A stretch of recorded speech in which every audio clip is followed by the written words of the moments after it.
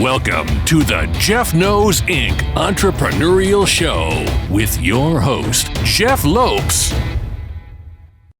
We are live on the Jeff Knows Inc. podcast. I'm your host, Jeff Lopes. Super excited. Look at the smile there. I'm super excited to have on one of my buddies across here, Bryan Ward, host of DadUp Podcast. What is up, brother? What's going on, man? What's going on? I've been looking forward to this forever, dude. Been waiting for you to ask me. It's been a process. You know, it's funny because just a little history here. So I had sent a message to Bryan, and Bryan's obviously a close friend. We sent a message to Bryan a little while back, and for some reason he never responded. Then I sent another one, and then he responded. I'm like, well, why is he not responding? And then finally I sent another one. He's like, I've been waiting for you to ask me. I'm like, I have been asking you. So it was just a communication. And then he was actually supposed to be recording a couple weeks prior, but I went through a little situation, so we had to rebook.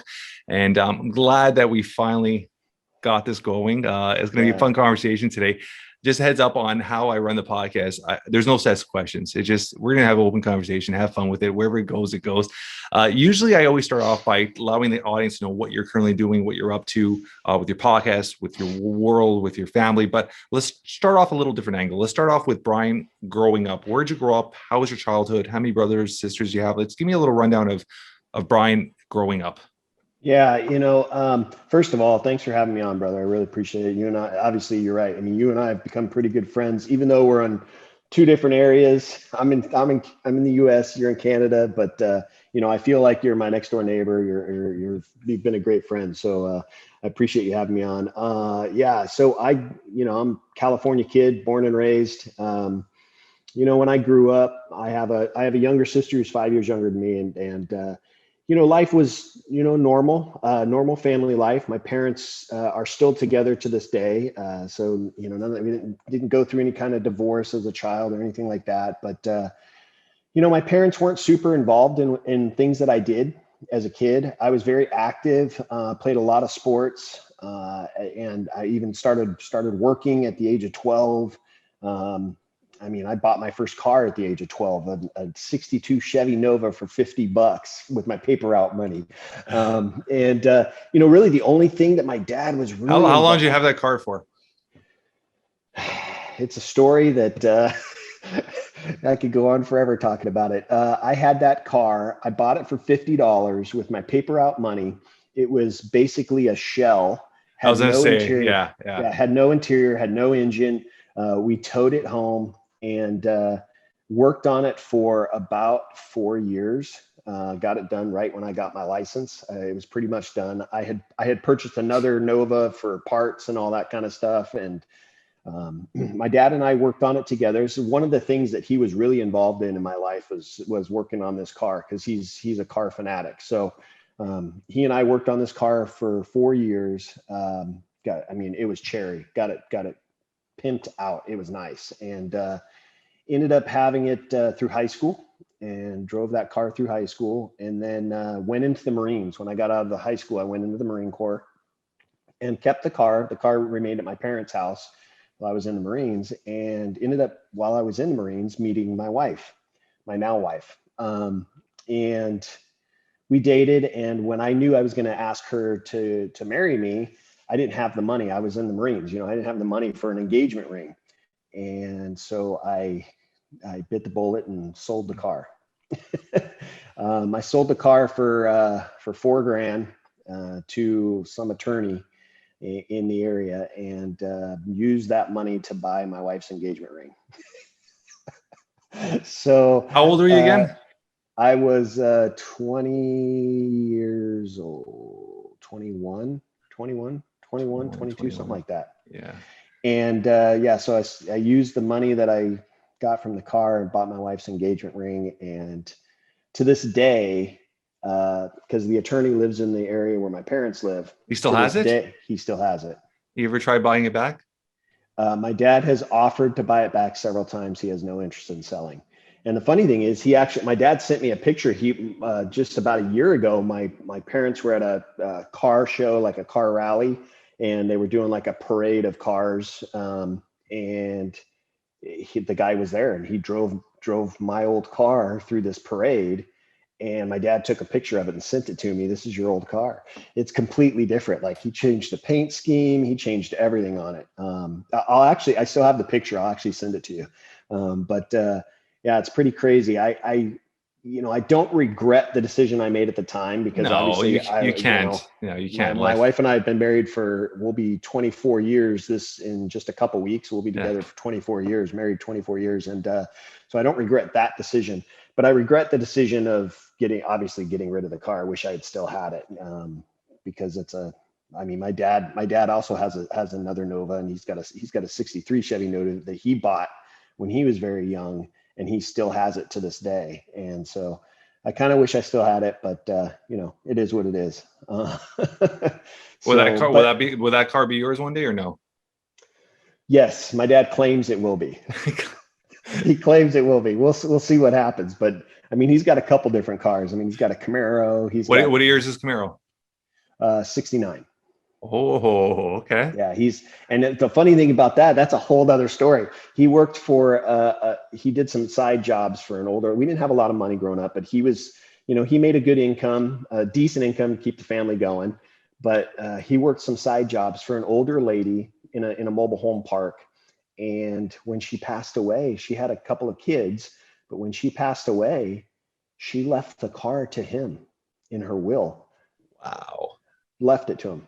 And that car is worth 30, 40 grand right now, and it's all in good shape, all original.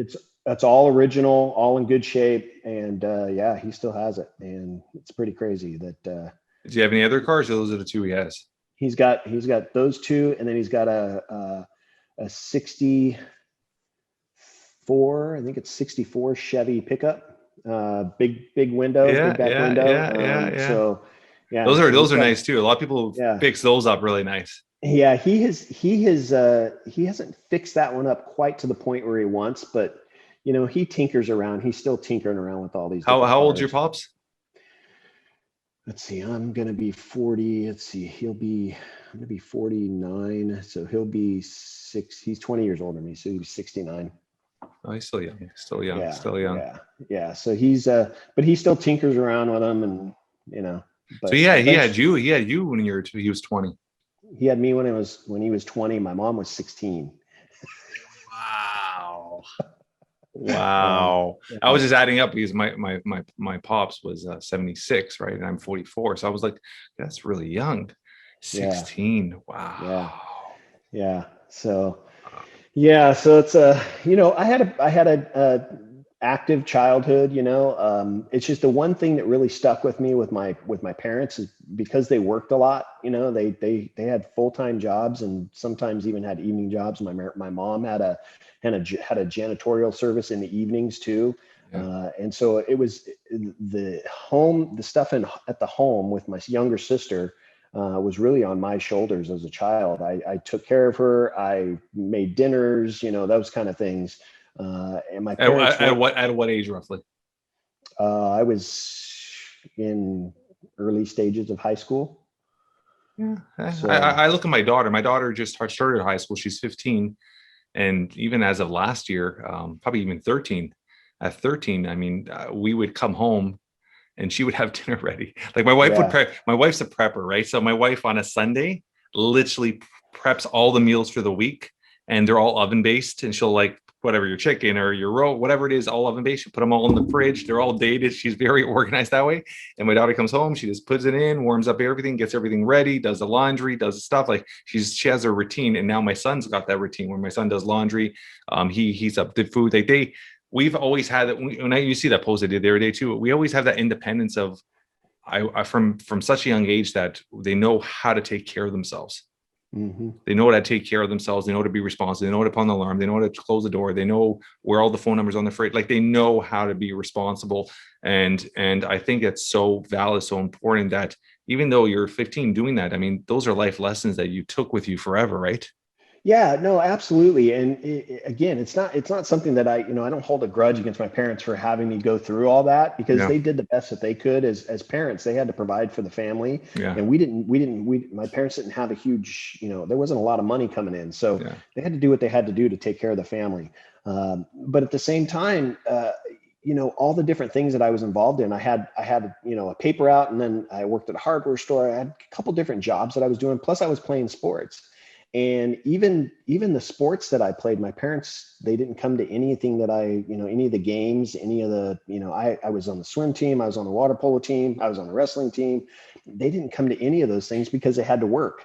And it still hits me today, being, going on 49 years old, it still hits me today that my parents weren't there for those kind of things. And that was one thing that I said I would never do for my boys. And so that's one thing that stuck with me as a child, that I went through, that I didn't want my boys to go through.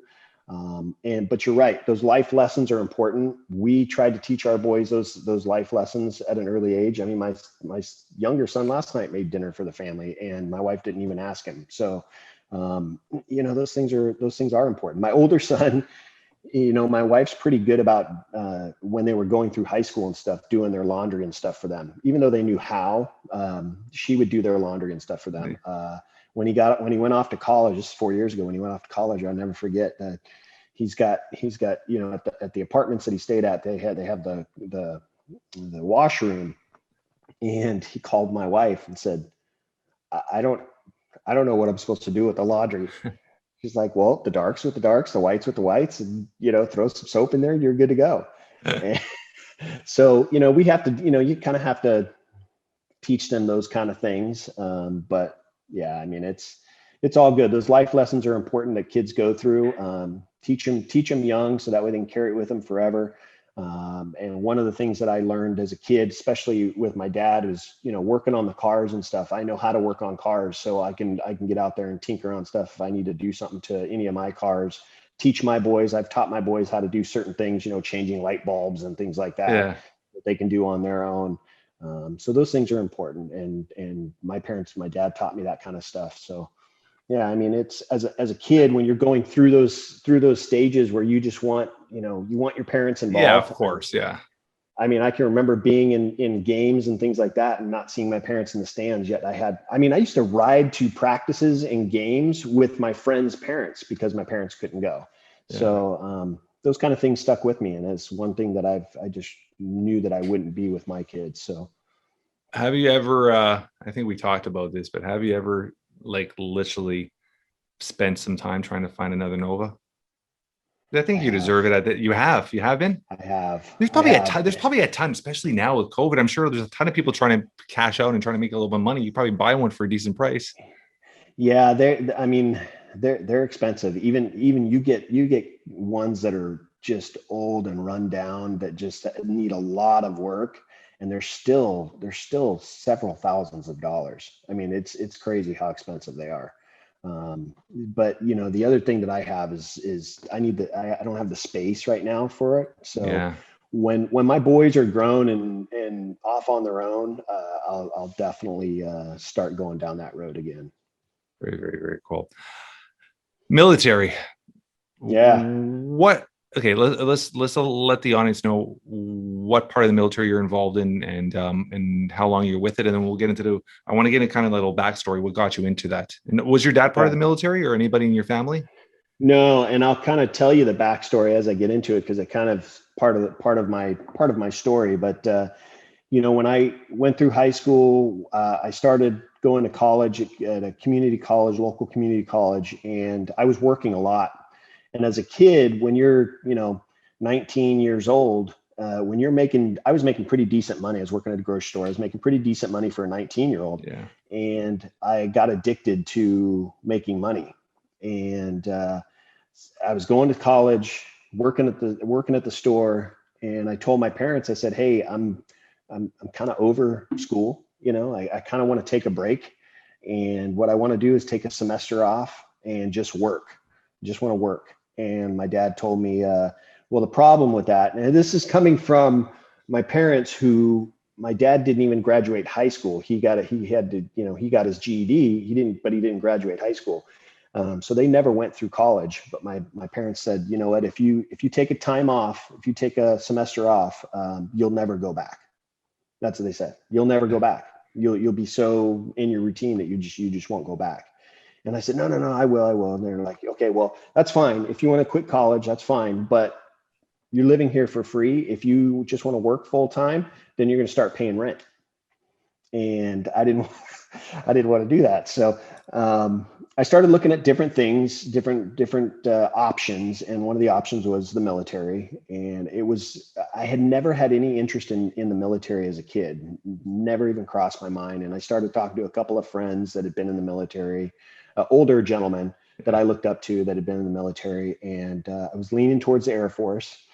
And my store manager where I worked was an ex-Marine. And when I was talking to him about it, he said, absolutely not.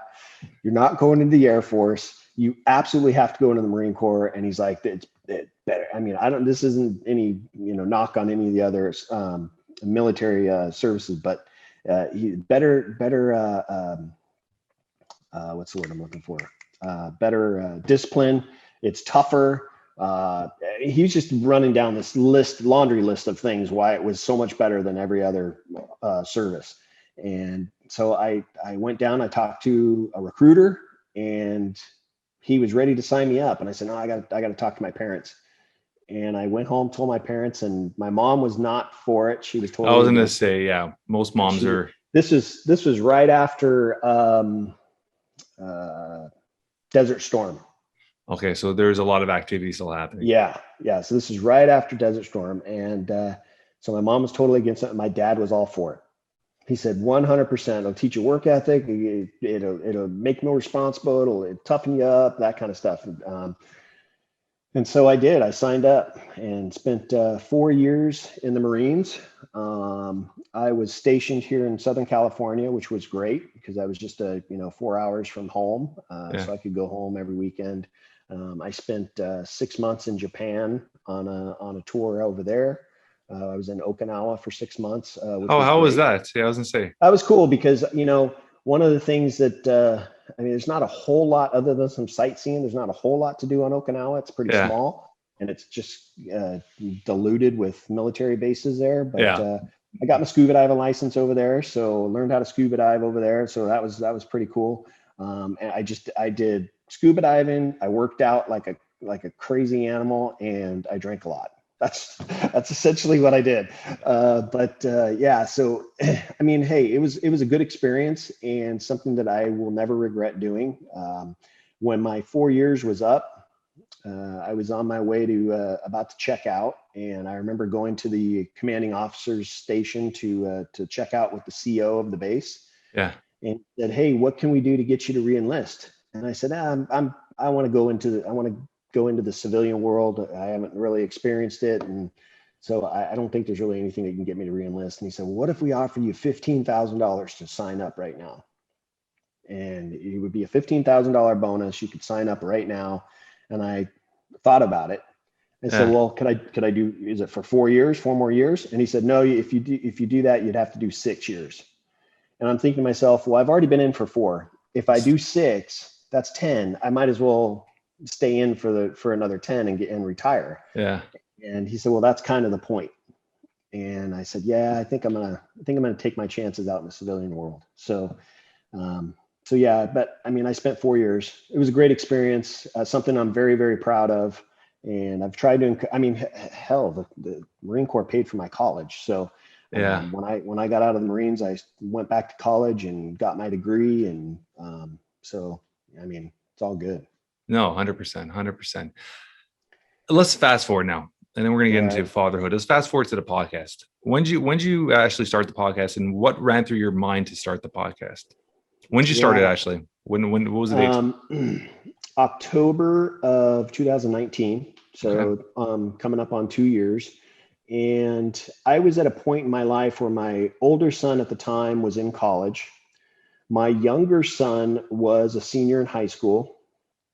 And so he was going to be graduating, that next year and going off to college. And honestly, Jeff, I had a point in my life where I was going through their experiences as, them kind of being independent. And I had kind of this thought or this, I guess, emptiness in my heart, like my fatherhood role or my fatherhood journey was coming to an end. And even though that's not true, we're going to be their dads forever, right? It was still, I got them to the point where they could they could be independent. They could live on their own now. And so I kind of saw that my fatherhood role was really ending. And as much as I was looking forward to my wife and I being empty nesters, that part of it was great, but I just felt like something was going to be missing. And I knew it was that connection, that bond with my boys, because they're going to be off on their own, doing their own things. Yeah. And it really bothered me. It really bothered me. I mean, I lost sleep over it. That's how much it affected me. And I was talking to my brother-in-law about it because his older son was in the same situation where he was a senior in high school and was going to be going off to college. And he still had his younger daughter, but I was talking to him about it, and I was just like, I'm really feeling this emptiness in me. I don't know what to do about it. And he goes, well, you need to find a way to kind of continue this fatherhood role that you've carried all these years. And he's pretty successful with his podcast. And he's like, maybe a podcast is something you should consider. And I'd never thought about it. I had no clue even where to get podcasts. I started thinking about it more, talking to him a little bit more about it. And he's like, you could interview dads, high profile dads, just talking to them about their roles to kind of help other dads out there that may be struggling with stuff.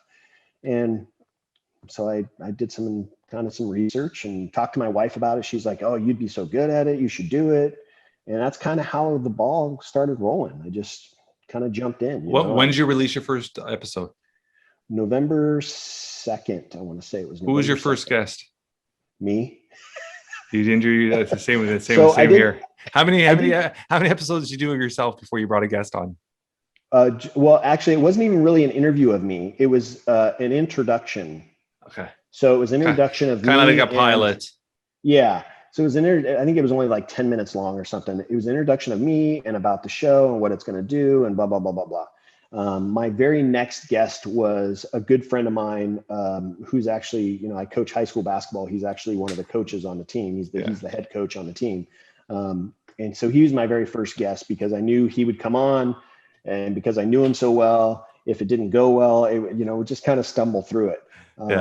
So yeah, those were my first 2 episodes, and I was crazy. As much as close as he and I are, I was crazy nervous. Like just talk. I mean, I don't do video like you do. I just do audio. So it was just a phone call is all it was. And it was crazy how nervous I was. But yeah, I mean, that's how the ball got rolling. And, I put out 1 episode every single week. And now I'm up to, I think I'm over 80, episodes now. So yeah, time flies. Time flies. Give me, out of your 80 episodes, give me 1 or 2 real cool stories with guests. God, that's a tough one. Because there's doesn't have to be your best. There's a cool story that's clicked in your head, some memory that clicked in your head, something somebody said, or an interview with one guy that was just, or a female that was just like, wow. Yeah, you know what? There's one guy that, and I'm going to look this up because I do have the message that he said, and I'm actually going to do a post on it because it's such a powerful message. But he's an ultra marathoner. He's written a few books. They've even done a documentary movie on him. His name's Dean Karnazes. And it's funny, he just sent me his latest book, just like 2 weeks ago. But he's crazy unusual in the amount of running that he does. Like he runs, I'm talking 200 miles at a time. Like he'll go for these long super runs. ultra marathons. Super ultra. And I mean, like he'll sign up for ultra marathons that are 100 miles long, but he'll run 100 miles to the starting line and then take off for the other 100 miles. I mean, that's how crazy this guy is. But he's just, it's so interesting that the thing that comment that he made to me in the interview, that I'll never forget. And he had tweeted it out too, but he said, in school, you get the lesson, then you take the test. In parenting, you take the test, then you get the lesson. And I thought that's so powerful if you really break it down and think about it, because it's so true. We don't know. We're just kind of the test is thrown right at us. As soon as we have a kid, the test is thrown right at us, right? We have a kid. Now we've got to figure out the lesson behind raising that kid. So I love that. Yeah. Yeah. So this week I was going to do a post about his comment. So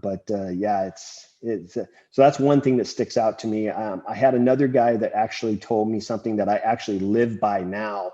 It's something that I never really thought about, but a lot of these big entrepreneurs, high profile people, they spend a lot of time building the legacy of their businesses.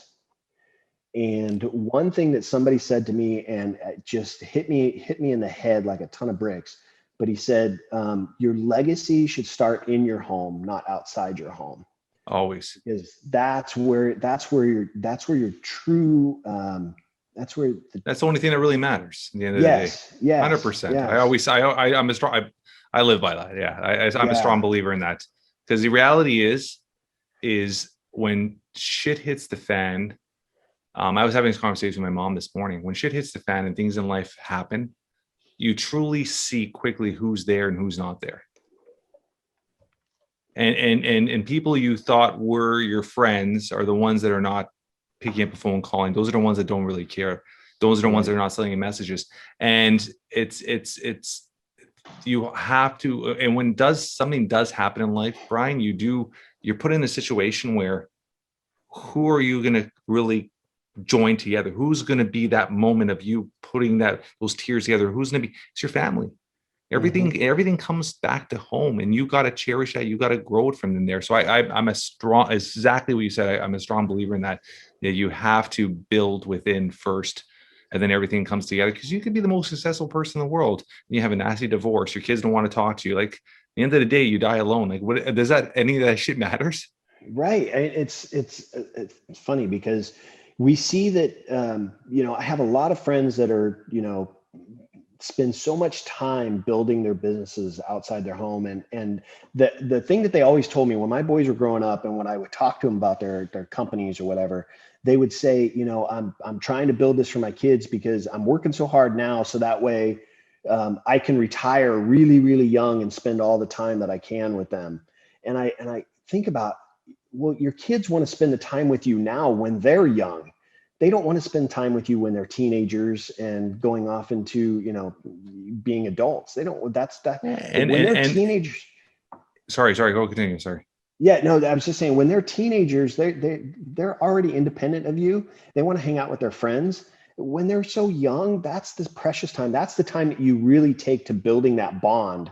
So that way, when they are teenagers and they don't want to hang out with you, you still have that strong bond connection with them that you can talk to them about anything, or they can talk to you about anything. Right.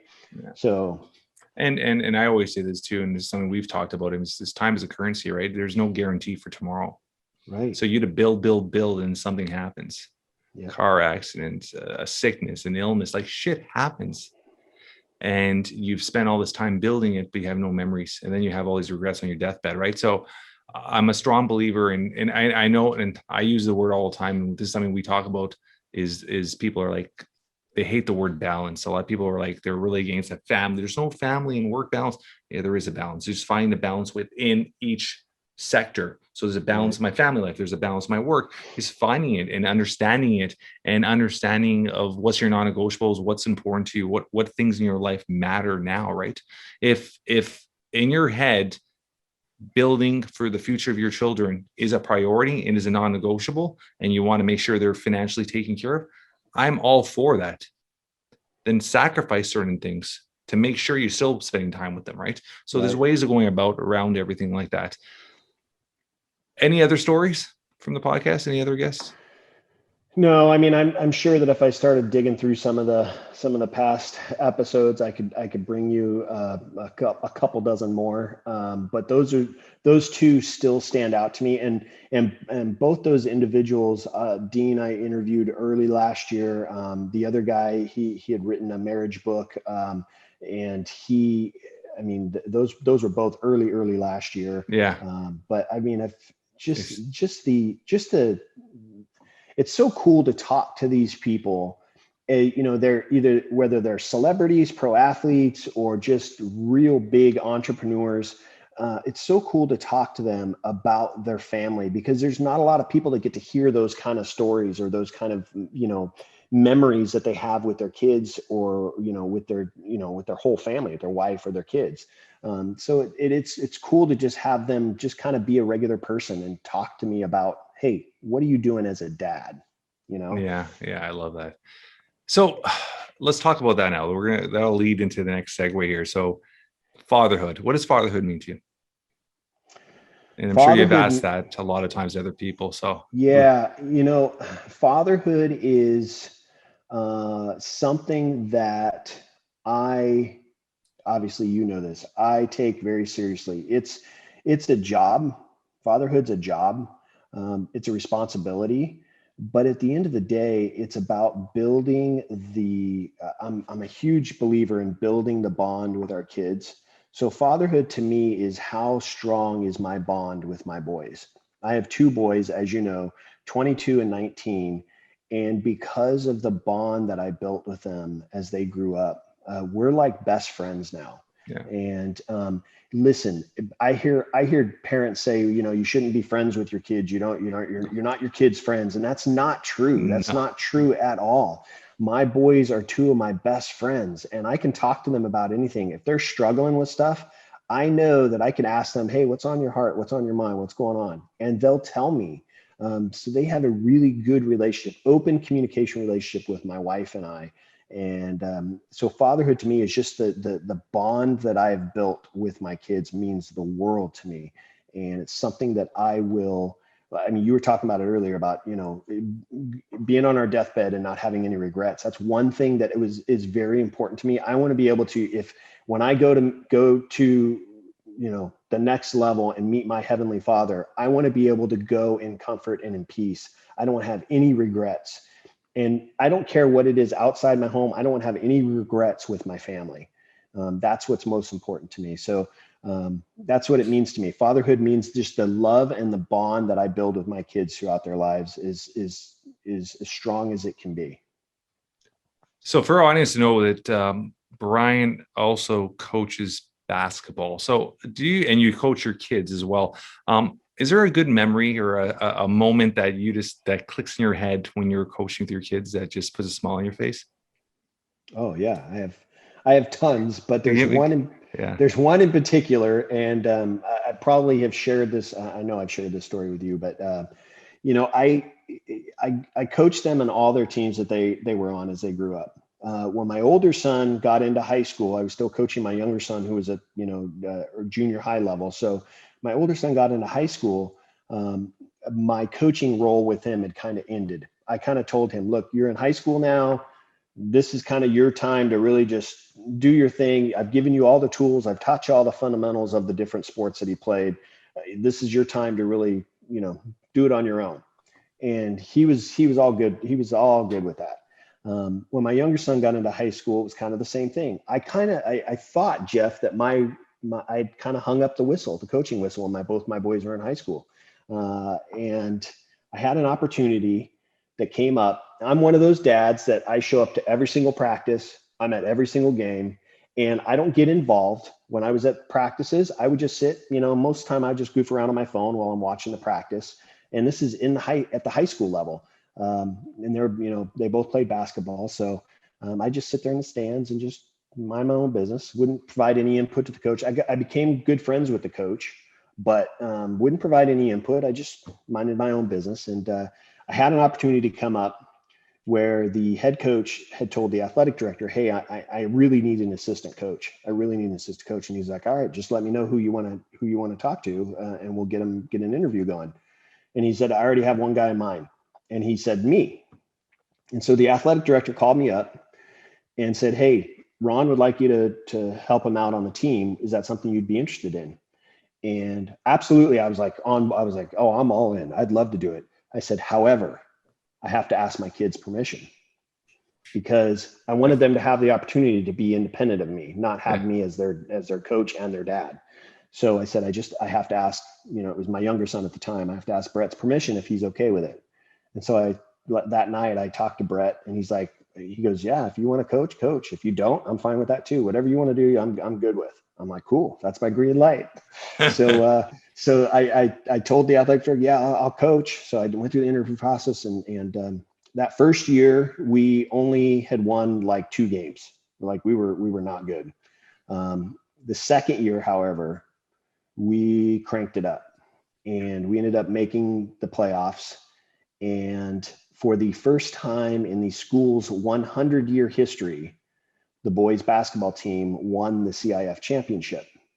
Now, the cool thing about that is, because it was the first time in the school's history, but I was a coach, and my son was not only a captain, but he was a starting player on the team, not because of me, because of his ability, but he performed so well that season.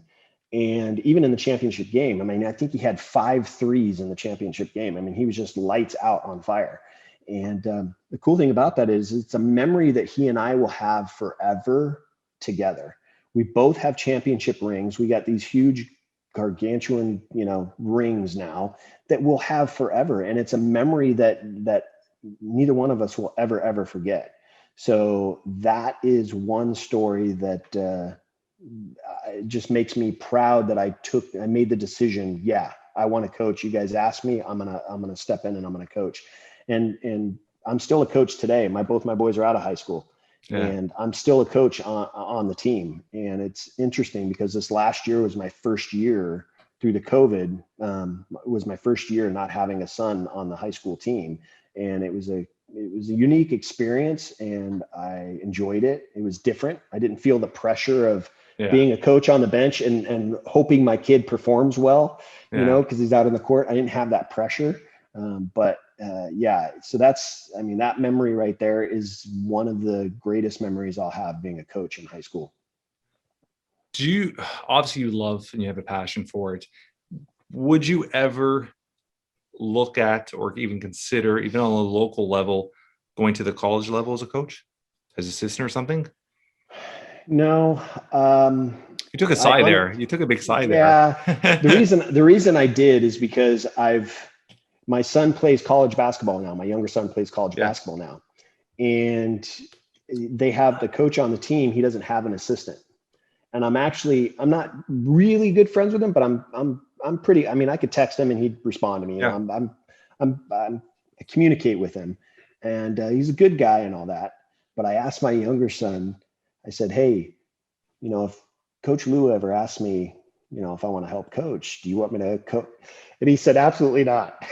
Seriously? He said, "Absolutely not." He goes, "No, this is college now, Dad. You just stay at the high school level." He does not want me being involved. So, and that's fine. I'm good with that. It doesn't hurt my feelings, But if you don't have to coach your son, would you even try for another? Just to have that to get to the next level, just to even push yourself as a coach. That's what I meant. I didn't mean even with your son.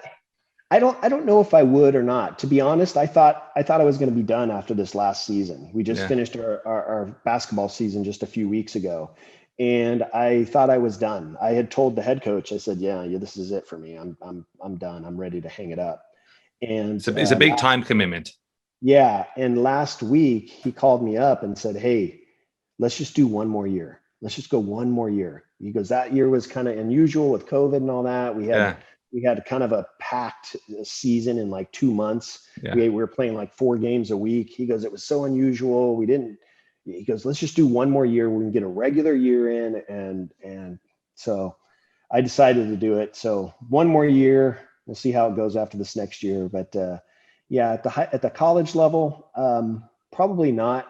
I'm pretty content where I'm at. And like I said, I'm about ready to hang up the whistle for good. Your wife, what does your wife mean to you? I would go to the edge of the earth for her. She's my rock. And the things that we've gone through in our life together in these 24 years has been just a roller coaster. I mean, I've shared with you my experiences when we had our two boys, my younger son being 6.5 weeks premature and on life support for the first week and a half of his life.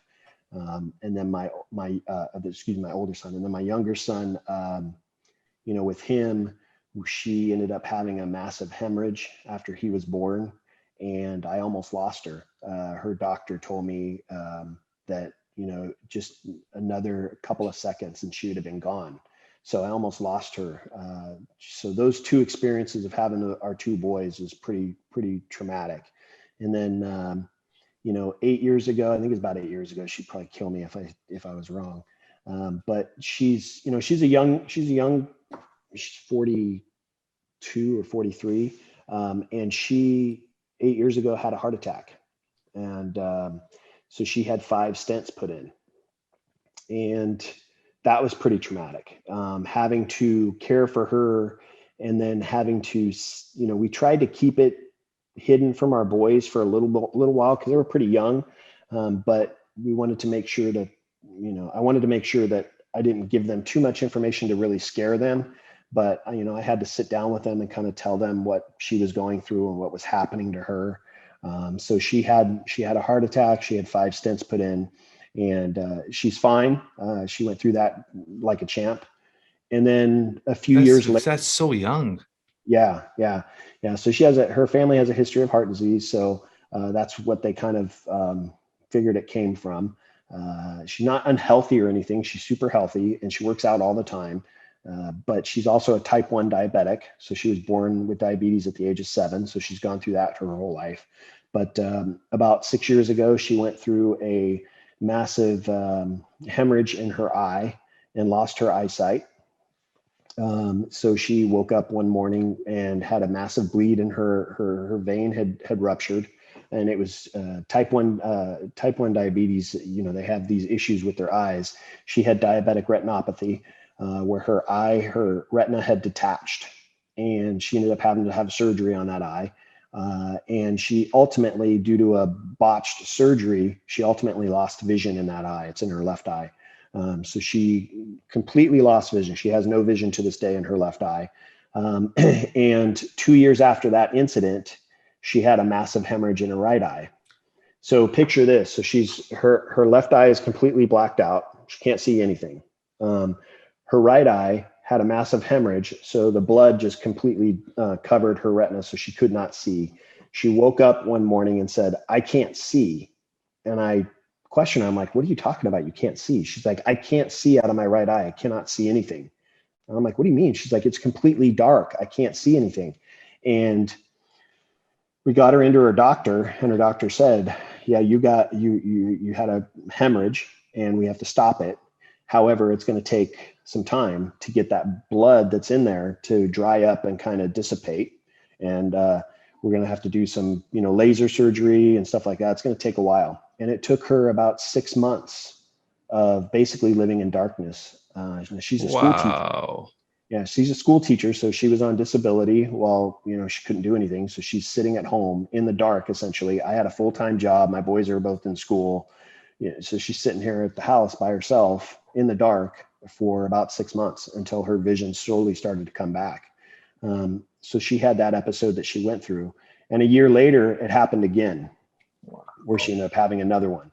And so we've been through, my whole point in telling you those stories is that we've been through a lot together. Yeah. And, some of the things that I've gone through, I had a problem with alcohol early in our marriage. I'm now, this September will be 12 years sober. And it's something that she helped me get through.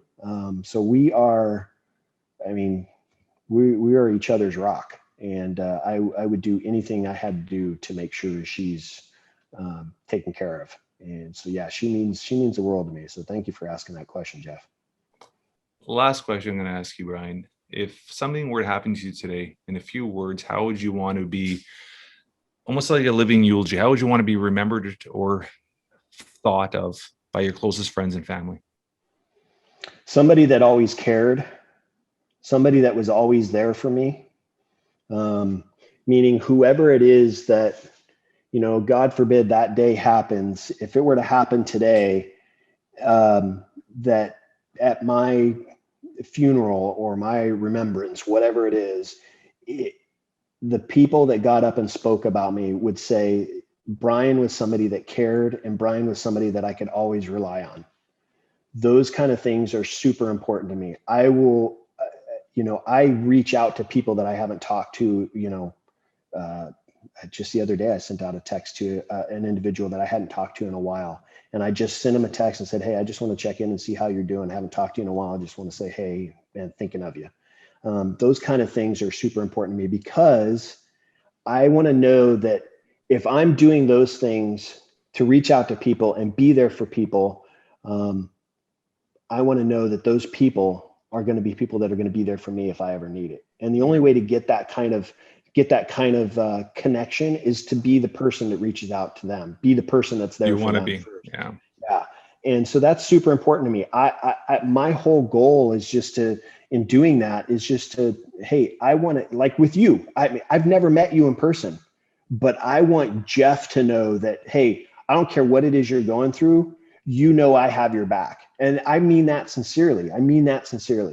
And I would do anything I had to do to make sure you were okay. And I want anybody that I come into connection with to feel that way, because I mean it. And so if something were to happen to me, I just want people to be able to come up and say, Bryan was there for me. Bryan took the time for me. I knew I could count on Bryan. And that's how I want to be remembered. And I think I'm doing an okay job at it so far. Just for the audience to know that you can't get more authentic than that, because I've been through a situation the last little while, and Bryan has been nonstop messages, nonstop sending things. And so I appreciate you. And I truly mean that. And you're authentic, and everything you're saying is very true. So I want the audience to know that is, you can't get more real than that. So thank you for that, brother. Thank you. Anything you want to leave our audience with? No, listen, I guess I would just say this, whether you're a dad or mom, yes, parenting is a job.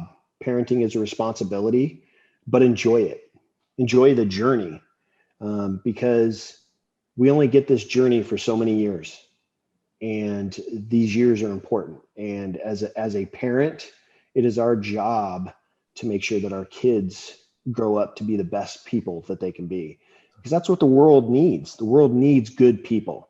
Yeah. And it starts with, we say that these younger generation, we don't know what we're going to do with this younger generation. They're going to run amok. No, it's our job as parents to teach them how to behave, how to act, how to live. And so I think I would leave that. Is just, as a parent, do the best you can do for your kids, because you only get those years it's only so long, and then it's gone. Love it. How can our audience find you, and how do they get a hold of your podcast, listen to your podcast? Yeah, podcast you can find anywhere. DadUp Podcast, you can find it anywhere you can get your podcasts. And then obviously Instagram's the best way, because I'm most active there. DadUp Podcast is my Instagram handle. And then obviously my awesome website, daduptribe.com. Those are the three main places. Appreciate you, brother. Thank you so much, man. Thank you very much, Jeff. I appreciate it, man. Like I said, I was looking forward to this day. I'm glad it was here. I was looking forward to it. So you've been a dear friend of mine, and I love you, brother. Thank you, brother.